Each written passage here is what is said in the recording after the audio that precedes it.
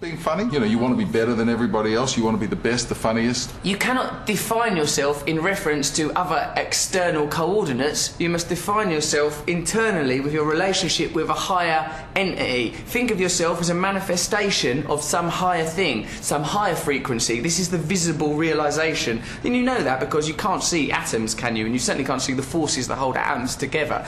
There, in the micro-quantum world, Richard, lie the answers to everything. We can't understand it with our logical, rational minds, but we feel it intuitively. Get yourself in alignment with that stuff and you beam like the sun. Jeepers creepers. Yeah, man.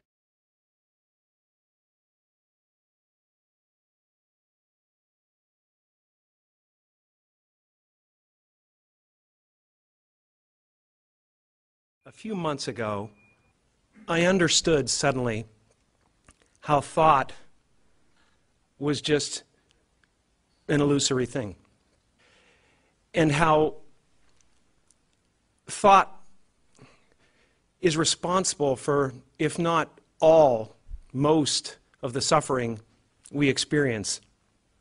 And then I suddenly felt like I was looking at these thoughts from another perspective, and I wondered, who is it that's aware that I'm thinking? And suddenly I was thrown into this expansive, amazing feeling of freedom from myself, from my problems. I saw that I was bigger than what I do. I was bigger than my body. I was everything and everyone. I was no longer a fragment of the universe. I was the universe.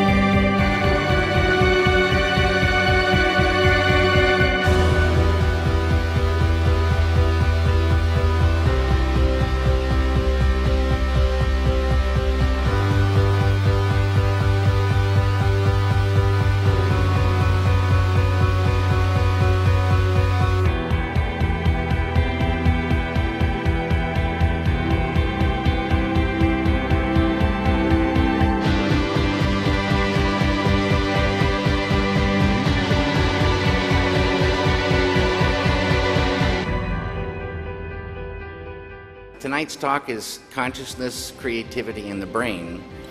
And if you have a golf ball size consciousness, when you read a book, you'll have a golf ball size understanding.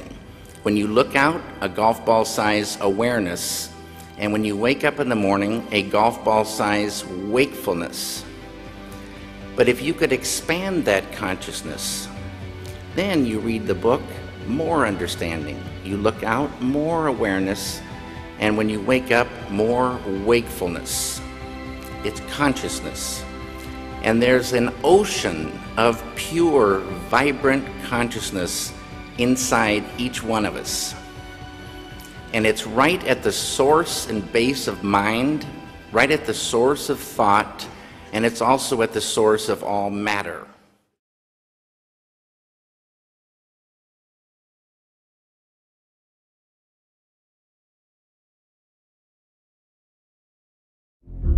What is the self? Most of us share a strong intuition that our own self is an irreducible whole, that there must be some place in our brain where our perception and our sensation all get together and create thoughts and imagination and define our future.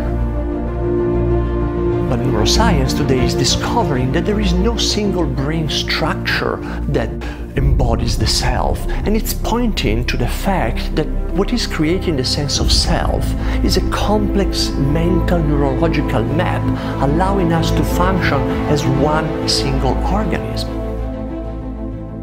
Biology tells us that the human body is actually an ecosystem of trillions of bacteria, microbes, viruses, all with their evolutionary agenda.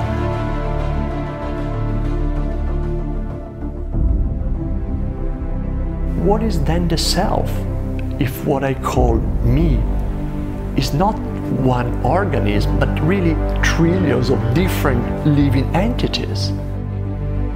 And look at the internet, this amazing web of connection in which each one of us is like a neuron, giving input and receiving information as much as viruses and bacteria are doing inside our body.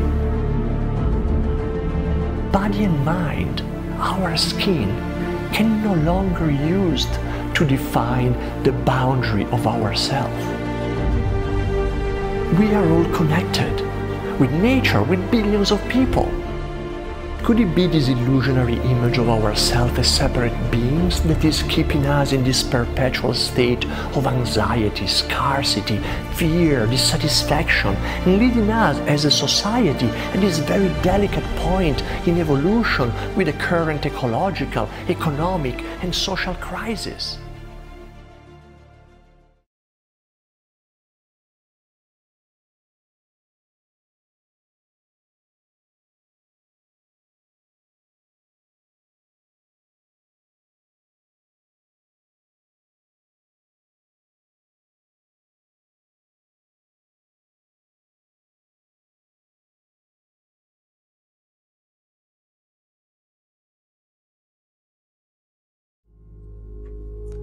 Mr. Emoto decided to see how thoughts and words affected the formation of untreated distilled water crystals by typing words onto paper and then taping this paper onto glass bottles overnight.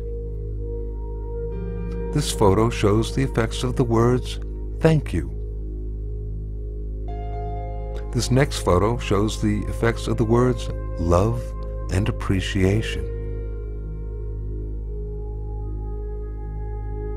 This photo shows the effects of the words, "You make me sick, I will kill you." And here we can compare the effects of "thank you" with the "you make me sick, I will kill you." Very, very different geometric forms being incurred through the intention. Now this photo is of a very polluted and toxic water from the Fujiwara Dam.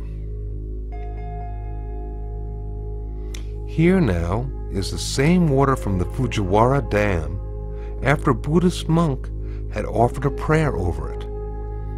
Prayer, that sound coupled with intention, seems to have an extraordinary ability of restoring water to its natural, harmonious, geometric symmetry. What is the physics of consciousness? We can ask that question today. What is consciousness? Where does it come from? What are the origins of consciousness? What are the limits of human potential? We're in a position to actually answer that now, I believe, although there's certainly not consensus yet in the scientific community about that. But with the real cutting-edge knowledge, the discovery of the unified field, the so-called superstring field, we now understand that life is fundamentally one. At the basis of all life's diversity, there is unity. At our basis, you and I are one. And that unity at the basis of mind and matter is consciousness, universal consciousness. We have a society with a certain momentum. We have generations of teachers who've gone to teachers' education or members of teachers' unions that don't always support educational innovation. So it may take a generation, unfortunately, it may take a generation. Now that simple techniques, universal, non-sectarian, scientifically verified techniques exist to gain enlightenment, it still may take a generation before these life-saving technologies to develop consciousness are reintroduced into education. You said non-sectarian. Does that mean like non-religious? Is that what you mean by that? The experience of pure consciousness really transcends any one religion or any one philosophy. It's as scientific as it is religious. It is, after all, a state of functioning of the brain, maximally expanded comprehension. It's the direct subjective experience of the scientifically discovered unified field of all the laws of nature. Is that religious? Perhaps, but it's scientific too. So there's no reason that it should be disbarred from education. Otherwise, we're going to get the same old result. 5% development of our mental potential, another generation of war and terrorism and human cruelty. And that'll go on forever until the experience of life's essential unity is bestowed and the brain is properly developed. Our true consciousness does not exist in our brains or in our bodies. But this illusion of our individual bodies, along with the misinformation of our true origins, has manifested the idea that we all think independently from one another.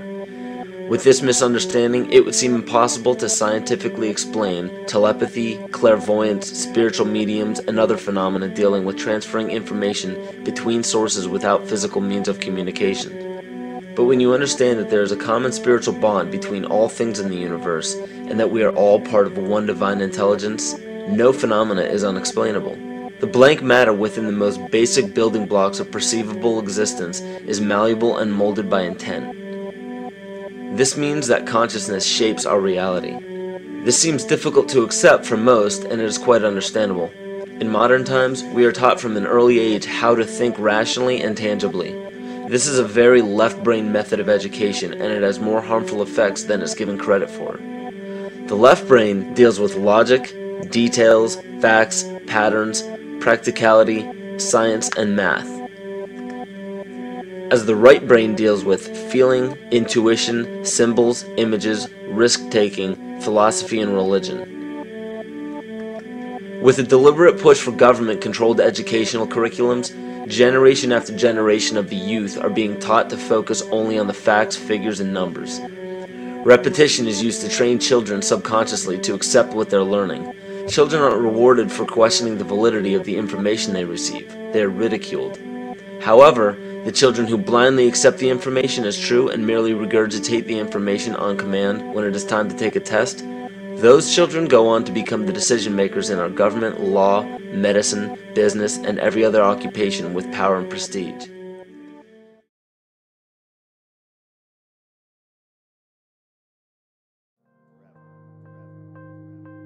The imagination is the real force behind the evolution. What imagination truly is we think of it as like, oh, I can see things, I can work around problems, I have this idea. But when you imagine an idea, when you imagine a product, you imagine how to design an engine for a car, and when your imagination has this idea for this thing, and then you build it and design it, and boom, it's there. That thought, there was no thought of that before it existed. It's not that people were running around thinking of the car and I know what it's going to look like. There was no thought of it. You created this, or it came to you. There's something from nothing, something from what is that? From the ether, something from these, even if it's just these synapses firing in your mind. What is the signal? What is the root of this signal?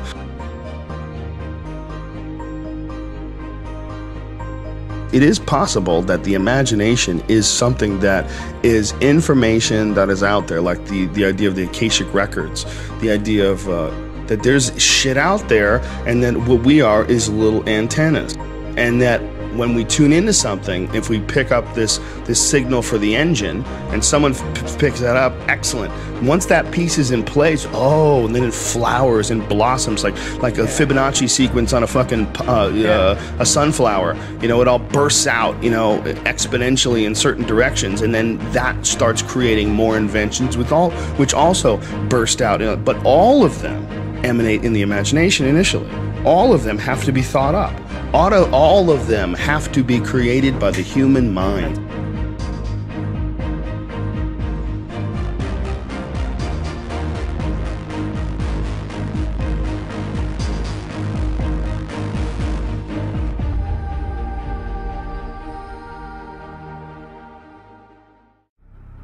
If you believe in things, they have incredible power over you, both good and bad. You know, and who's to say that's not real? You know, there's like the idea of the placebo effect. Like, I give you a sugar pill and all of a sudden you feel better because you thought I gave you medicine. Well, still you feel better. You know, people have actually been cured of ailments because of the placebo effect. So what the fuck is happening?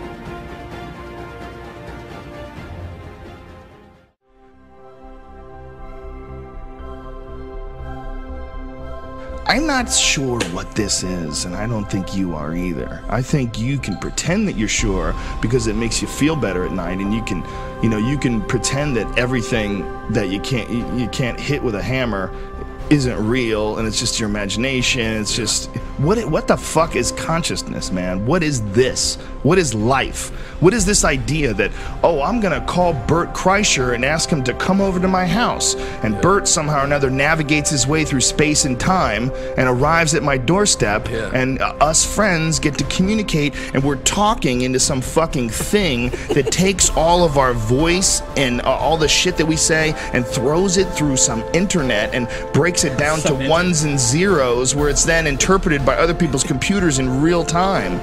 What the fuck is this? Don't tell me you know what this is. This is bizarreness. It is. If life wasn't real, it would be the craziest psychedelic trip ever. It's almost like what a real psychedelic trip is something you're not used to, something it just throws you off. Yeah. But life itself is the most uber bizarre thing ever.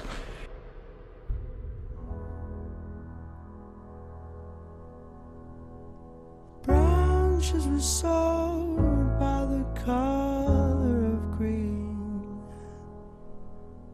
Ground had a rose and When I look up at the night sky, and I know that, yes, we are part of this universe, we are in this universe, but perhaps more important than both of those facts is that the universe is in us.